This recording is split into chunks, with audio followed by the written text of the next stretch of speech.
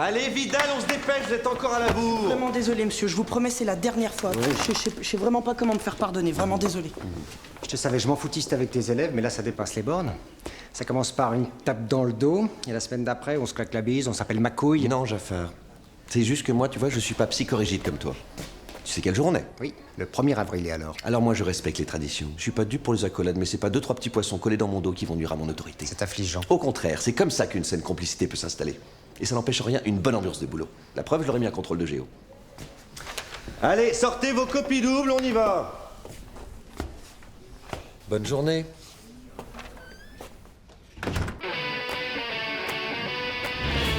Charlotte est une intellectuelle précoce.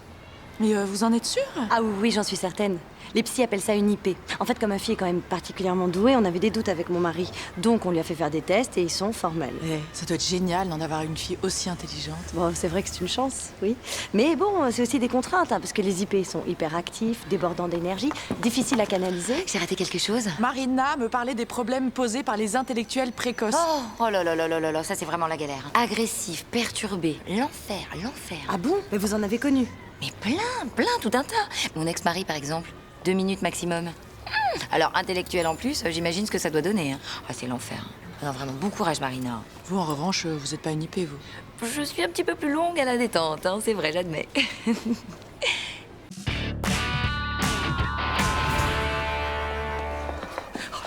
je suis mal, je suis très mal. Qu'est-ce qui t'arrive? J'ai eu un dégât des eaux hier soir et j'ai pas eu le temps de préparer mon cours. C'est la première fois que ça m'arrive en 15 ans. Eh ben, t'as qu'à refaire le même cours que la semaine dernière. Oh, facile, c'est pas possible ça. Ah bon, pourquoi? Moi, ça fait 2 mois que je leur donne le cours sur le climat océanique. Comment ça? Je leur répète exactement la même chose chaque semaine. La pédagogie, c'est la répétition. 2 mois? Ah bah ils ont dû s'en rendre compte quand même. Oui, sûrement, mais ils disent rien. Bah, pour eux, c'est peinard aussi. Ils ont pas de nouveaux trucs à apprendre le week-end et ils cartonnent tous au contrôle. Oh, c'est pas bien, Sylvain, c'est pas bien ça, mais non. Tu leur fais perdre leur temps et tu les prives de toute une partie du programme. Anne-Marie, tu te souviens de tes cours au collège? Non, pas vraiment. Voilà. Bah, eux, au moins, ils se souviendront du climat océanique.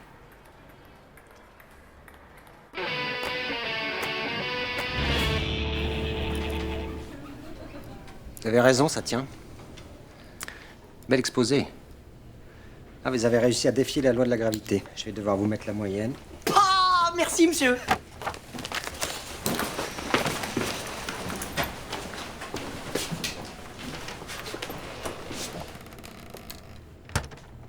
Monsieur?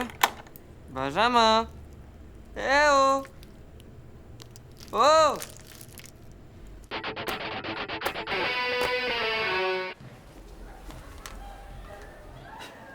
Elle a de la chance, ta femme. Écoute, Anne-Marie, c'est sympa ce que tu dis, mais Elle a de la chance d'être mariée à un type jaloux. Franchement, moi, j'adorerais que mon mari soit comme ça. Hein. C'est hyper flatteur pour une femme. Puis alors moi, je suis le genre jaloux de chez jaloux. Hein, t'as rien d'imaginer ma femme. Oh. Moi, j'adorerais que mon mari soit comme ça. Facile. Tu crois? Bah, si je te le dis, c'est comme un jeune sportif amateur qui voudrait passer pro. Il faut analyser la situation, se poser les bonnes questions pour atteindre l'objectif qui est, je le rappelle, rendre jaloux ton mari. Hein? Ok? Ah, vas-y, bombe le torse, pense comme une pro. Alors fais-moi ton regard de braise. Ouais.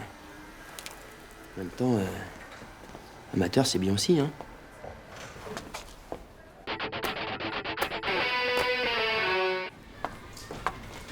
Madame Pitou! Oui? Est-ce que vous auriez un instant parce qu'on aimerait beaucoup vous parler de la fête des mères? Ah, mais on y travaille déjà, vous inquiétez pas. Eh bien, justement, nous tenions à vous en remercier. Il n'y a pas de quoi. Nous insistons. Et alors, pour vous prouver notre gratitude, nous avons mis nos enfants à contribution ce week-end. C'est bien. Pour que vous profitiez à votre tour. De tous les efforts créatifs qu'ils font chaque année.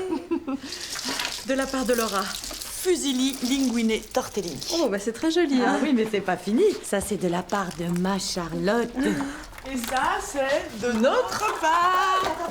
Franchement, le petit Suisse, ça vous va très bien. Oubliez les fleurs. Les fleurs, mais bien sûr les fleurs. Oh là là, qu'est-ce que vous êtes jolie. J'espère que vous sortez ce soir. C'est vraiment... C'est très... Touchant. Ah oui, on sait.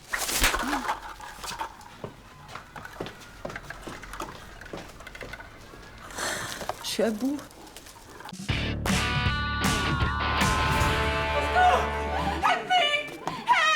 Qu'est-ce qui se passe? Il y a une météorite dans la plante verte.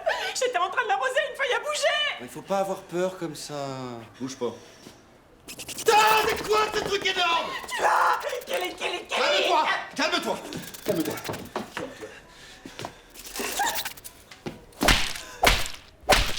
Tu t'es trompé d'endroit, sale bête. Ici, c'est la salle des profs, ok? Qu'est-ce qui se passe? Il y a eu une attaque chimique ou quoi? Rex s'est échappé. Je l'ai nourri hier soir, et puis j'ai laissé la boîte ouverte. Mon beau phasme d'Amérique du Sud. Il n'y en a que 3 dans le monde. Je suis pas parti en vacances pendant 2 ans pour me le payer. Alors, si jamais vous tombez dessus, ne le touchez pas, hein. Il est très fragile.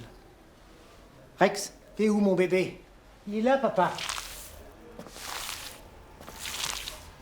Bah, et vous m'avez dit vous-même qu'elle séchait, les cours. Et on quand même... Ils en parlaient ce matin à la radio. Bon, mais vous inquiétez pas, je vous sens... Non, alors attendez, ne pleurez pas, Valérie. Voilà. Je vous sens au fond du trou.